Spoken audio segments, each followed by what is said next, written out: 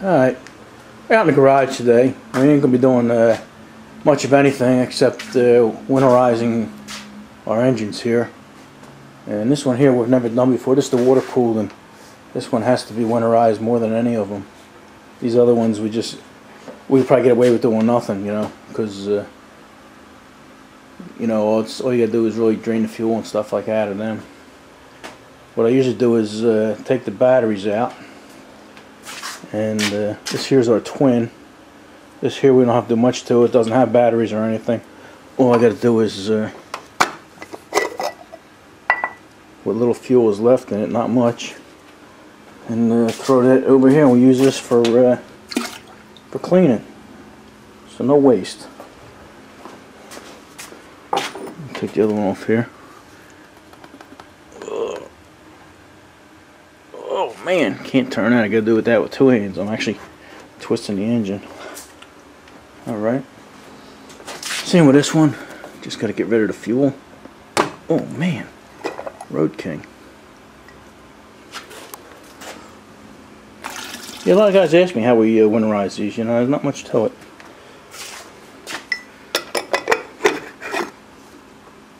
And what I'm going to do is, I was looking at this, and this radiator actually has a drain plug in the bottom, but then you got all these hoses down here that are all below that radiator, and I was going to blow it out too. And I didn't really want to mess with the radiator, you know, because the fittings on here aren't really all that great.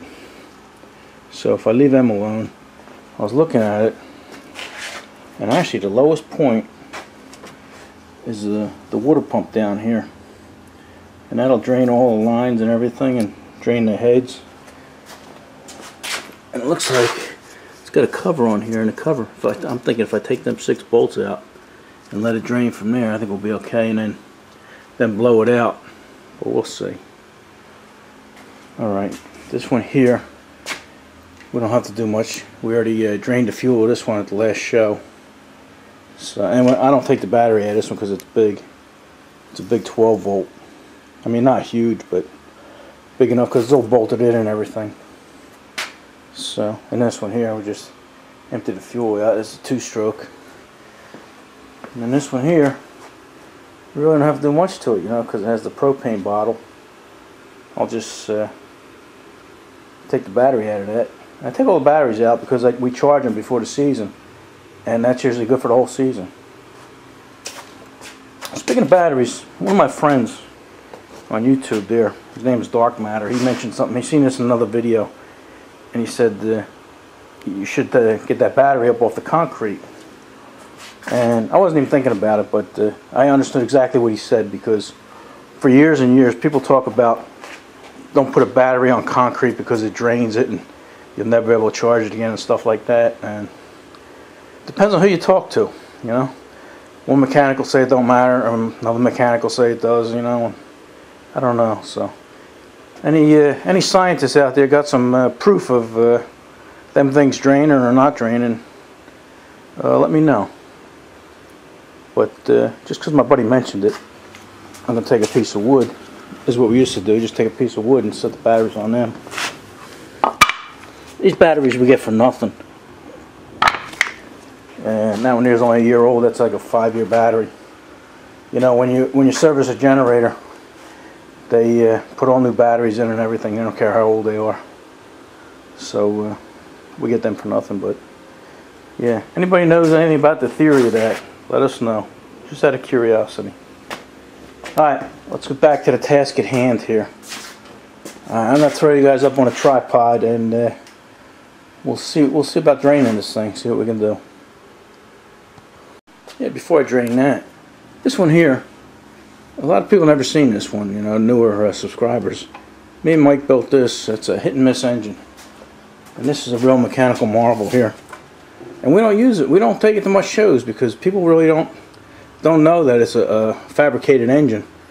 But Mike put a lot of time and effort and design into the governor there, and to get this thing running right, and changing the valves around. And Road King want to have his way and went the extra mile to make this thing look like it was factory. So maybe before we put this away for the winter, we'll do a video on that and get it running. That's a pretty cool engine. Alright, let's go back up on the tripod. Alright, go take the battery out of this, that way it gives me room to put a bucket under here to catch some of this water, because I'm going to drain it out. Excuse me.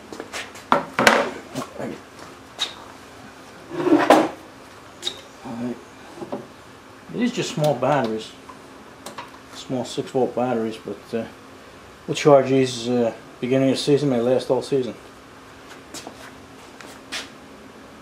Alright.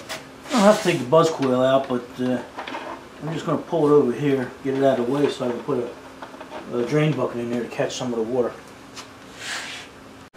Alright, I'm going to come around here and take the cover off of here. And there's plenty of room under there now. I'm just going to throw this Rubbermaid bucket under there and put it right under here. And that should catch all the water. Alright, you know what I want to do? I want to clean this off and put some tape here so the water don't go all over everything else. Alright, I put you guys over here on my right side so you wouldn't be in the way, but it looks like your spark plug wire's in the way, so I'm going to just take that off temporarily for you. Hang it down, that way it's not in your way. Alright, I'm going to clean this up a little bit so I can put some tape down. I've found over the years that water usually takes the path of least resistance. So I'm just going to put a piece of tape here and pull it up a little bit, make a little dam, and that'll keep it from going all over the floor and everything, hopefully. At least it looks that way on paper, right? Alright. Now let me get a screwdriver. Alright. I don't think I've ever had this cover off here, so it's either going to drain the water out or we're going to ruin the pump. And we don't know what. The screws don't seem to be that tight, so let me unscrew these and get back to you just before we pull that cover off. Alright, I got all the screws out and I don't see nothing leaking yet, so we never put any antifreeze in here, so if you see a little rust, don't get excited. It's only a show engine. We don't have to depend on this for anything. So, oh look, here we go. We're getting some water. Oh, there we go.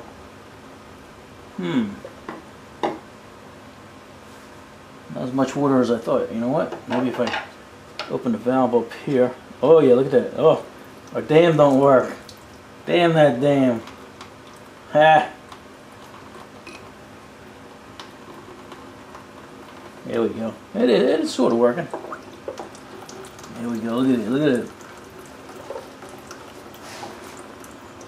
Right. We'll move our bucket over a little bit. There we go. Huh. Okay. So I'm assuming it drained the lines. It probably still have. It's still draining pretty good. So I'm going to get, I'm going to open this up. Valve, you can't see me, but I'm over here opening the top of the radiator. And I'm going to get an air line and blow into it and see where that goes. See what happens. Alright, I'll go anywhere.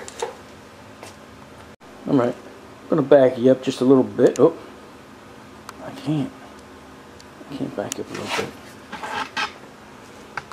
Let me raise you up a little bit. Hold on. Okay. Hopefully you can see something. There you go. Alright, let's introduce some air. Let me turn the camera around so I can see you guys. Alright, let's introduce some air into the equation here and see what happens. Whoa! Okay.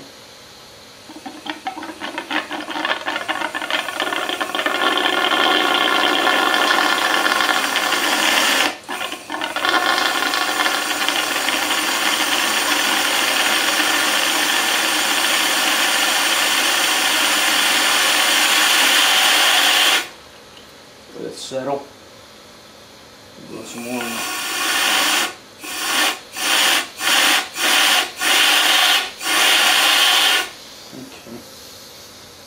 should have done instead of tape, maybe put a little plumber's putty across here. But no worries, right?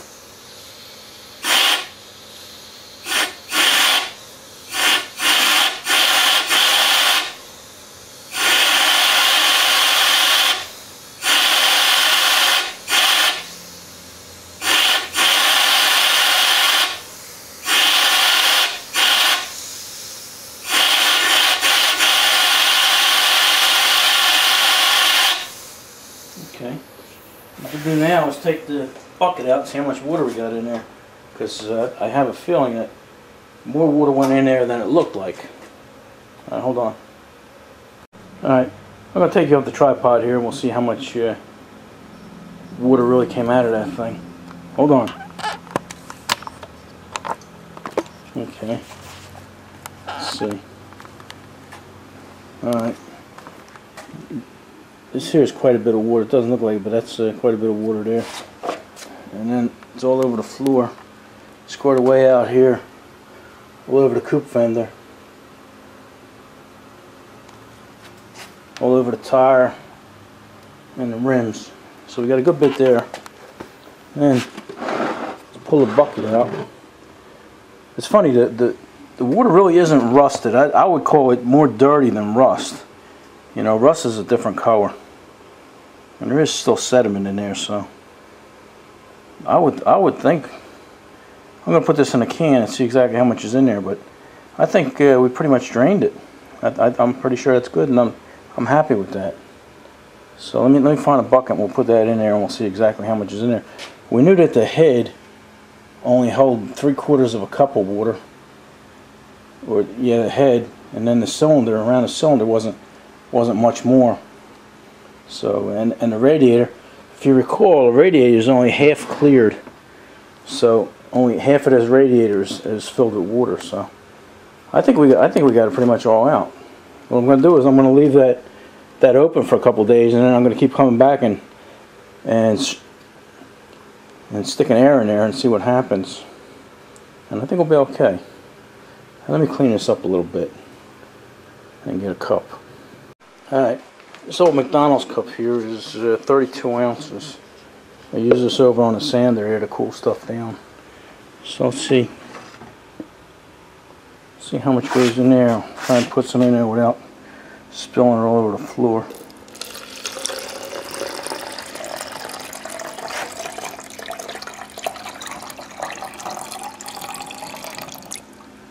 Okay, that's a little past half. So we get some old drinking bottles there and we'll fill it up and see exactly how much is in there. Alright, I got some 16-ounce water bottles here. Let's fill them up and see, get a better idea. See how much we got.